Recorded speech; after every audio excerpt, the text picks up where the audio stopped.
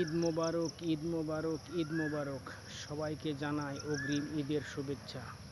যারা এখনও গরু কিনতে পারেননি, যারা এখনও মনে করছেন গরু কিনব, আল্লাহ তাআলার উপর ভরসা করে কুরবানি দিবেন।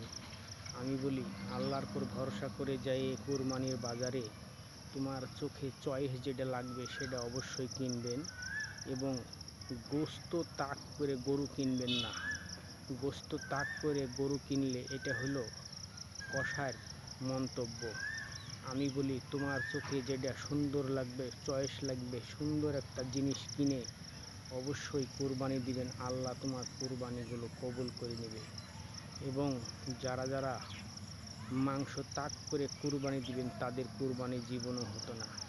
আল্লাহ বলেছে, তুমি আমার কাছে একটা কুরবানি দিবেন, অবশ্যই তুমি সুন্দর একটা করে গরু কিনে আমার ইচ্ছা মতনই সুন্দর করে আমার দরবারে এসে কুরবানি দিবেন। আমি তোমার কুরবানি কবুল করে নেব।